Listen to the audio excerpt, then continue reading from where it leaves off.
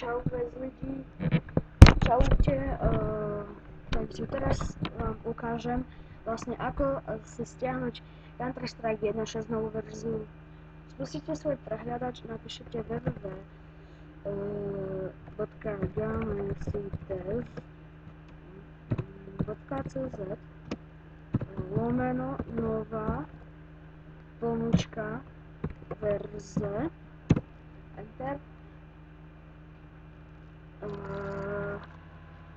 Vybehne vám toto vlastne. Kliknete, len prejdete s myškou na začať hrať. Tu máte Counter-Strike, vykliknete na to a potom sa vám objaví takéto. Sa vám to najprv načíta. Potom kliknete na stáhnuť soubor. Ja to nebudem stiahovať, už to mám stiahnuté. Proste tam si to už normálne uložíte, ako všetky hry a také. Nebojte, nemá to výrak, ja to mám, hrám to už dosť dlho a nič som nenašiel.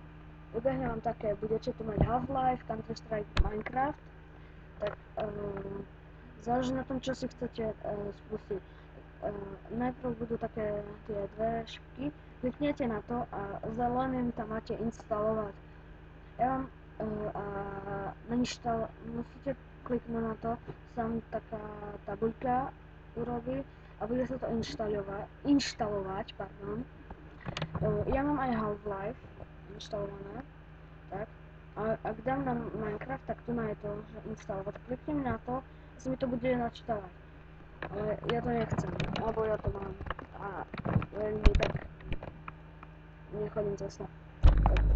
Dáte spustiť, 5 sekúnd si musíte počkať, to odpočítava, hrať, keď sa vám to vlastne spustí. Dáte si sem, že nastavení, ja si povedal, nastavujete proste veci, akže by ste ma takde stratli, volám sa Fusion D4R Has, tak, proste, tu máte DK servery už od nich, ako ze všetkých serverov od GamesDTS máte jeden tu na. Proste tu nás pustíte. Máte všetky servery od GamesDTS, ktoré len existujú. Nejaké si nevšimajte, ako napríklad ten prvý hneď. To mi dal kamarát, pokúšal sa vytvoriť a ide ako server. Potom ten Golden Gaming si nevšimajte. A proste niečo spustíte, tak ja vám už viete určite, ako sa to spúšťa. Proste sa na to načíta a hráte. Tak. OK, ja dúfam, že sa vám toto video páčilo. Ak áno, like a samozrejme odber. Ak nie, tak nič. Len prosím, žiadny dislike. Pokúsim sa natočiť iné. Vravím, píšte mi do komentárov. Potrebujem nejaké veci, čo mám natočiť. Musíte mi vy napísať, lebo ja neviem veľmi, že čo. A budú všelijaké tutoriály a také veci, to je jasné. Takže len píšte mi,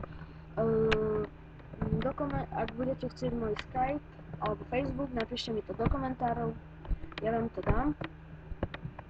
A aj tam ma môžete kontaktovať alebo niečo, len proste mi pomôžte s tým. Díky, čaute.